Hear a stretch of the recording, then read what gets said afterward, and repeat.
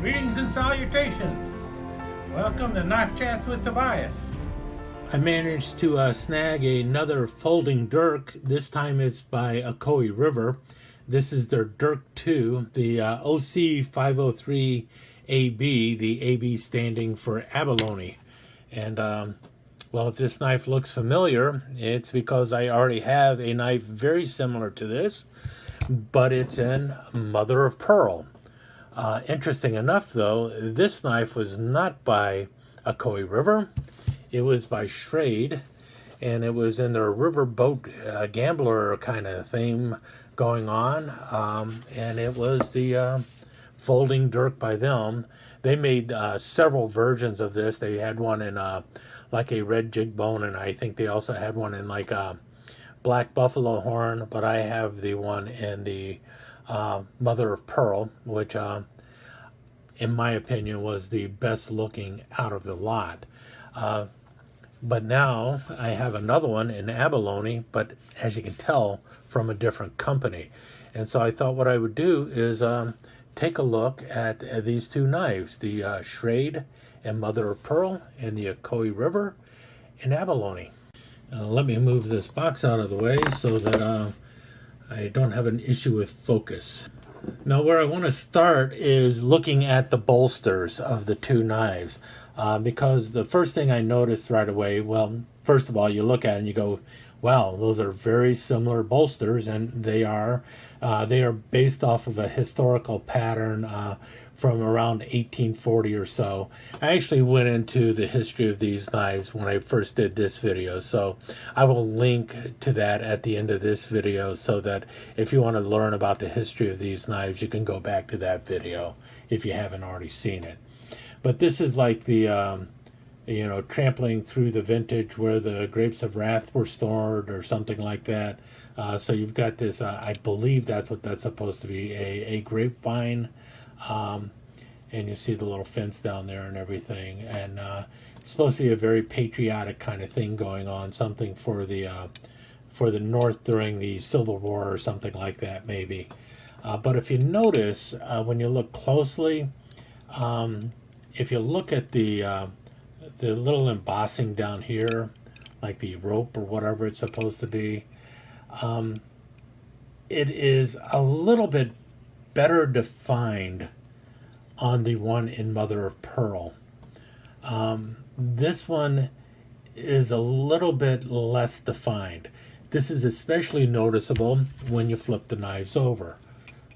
Can you see there? Notice how this one looks like it's a little rubbed out, whereas this one is much more distinct. The lining right through the rope area looks much more distinct.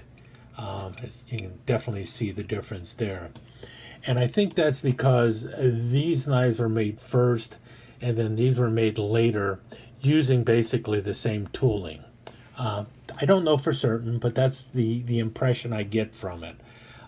The other thing I did notice, though, is while this one looks like the tooling is older, the pins on the one in on the Ocoee River, the abalone one, the pins are better polished into the handles.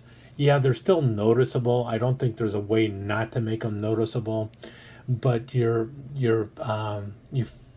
catch these better than you catch these. These are definitely rounded down a little bit better and rounded more smoothly than the ones on the Schrade.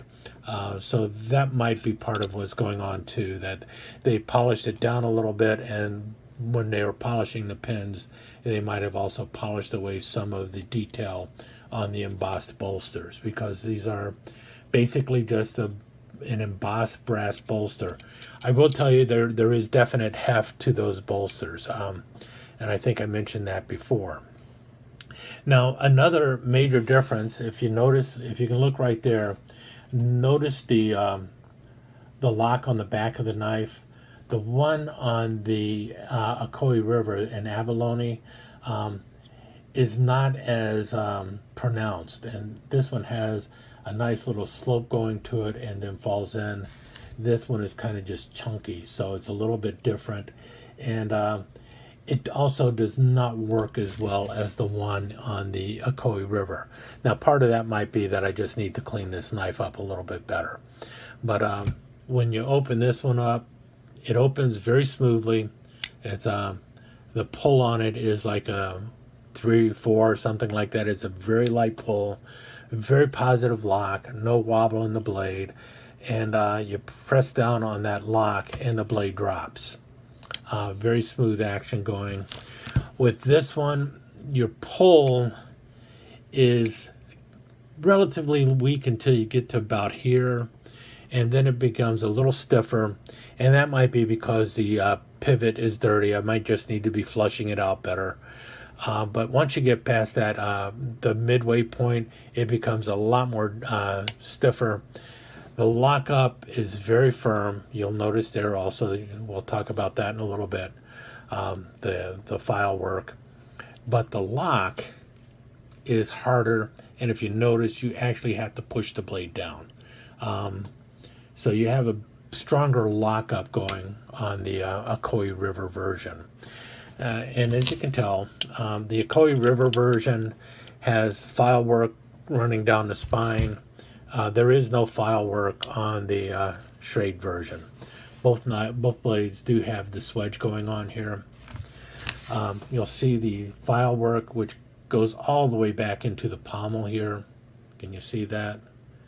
Really got to work on the lighting. I'm at Studio B, so the lighting is not as good as I wish it was.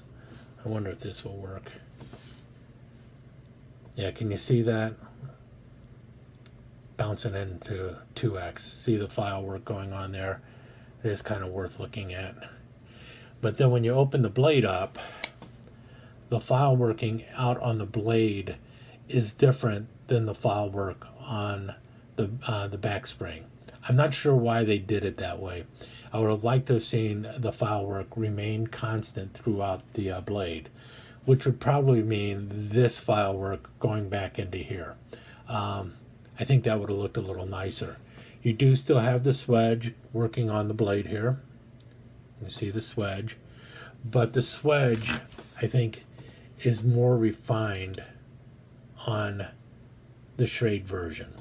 You also notice that the Schrade version has the blade edge, the God Armeth, the Patriot blade edge. I believe that's a blade edge that was popular either during the, I believe, the Civil War, also the War of 1812, so which would be really interesting that they would end up putting this blade edge on these knives in the 1840s or such, because these knives were originally made in Sheffield. But anyway, anything to make a buck. A lot of people did not like the blade edge on the Schrade knife, and they're saying they'd like it a lot better without the blade edge. If that's the case, then where you want to go and look for are the Dirk 2s that are out of Ocoee River, because they dispensed with the blade edge. Yeah, you're going to have a less refined swedge on the blade, and you will have factory file work, but a lot of people are also going to like that factory file work. It really does look nice on a knife like something in abalone and such, so I can see why a person would do that. It does make it a very elegant knife, but quite frankly, it was also pretty elegant in just mother of pearl. I don't know how much these knives went for when they first came out. You will find them on eBay occasionally, and they still run. They run somewhere between $25 and $35. That's about what they're doing right now. Doesn't matter if it's Ocoee River or Schrade. I believe, like I mentioned, I think the Schrades came out first. The Ocoee Rivers came out second. So these are a little newer, but still quite a well-made knife. And well, you can see for yourself. You got a lot of pretty color in that abalone. Really pretty color. It's really a matter of Do you like mother of pearl or do you like abalone? And can you find the knife? And that's the other part. In any case, stick around. I will throw in some slides at the end here and talk to you again soon.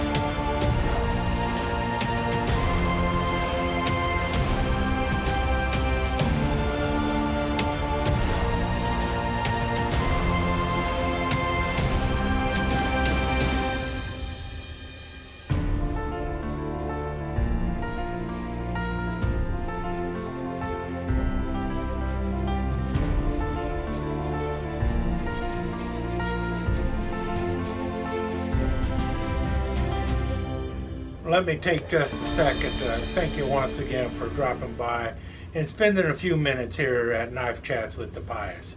I really do appreciate it, and I do appreciate any comments that you leave. So please remember to give me that thumbs up, and also don't forget to subscribe and ring that notification bell so you'll know when the next episode is up and running. Thanks again for dropping by. Really do appreciate your time here.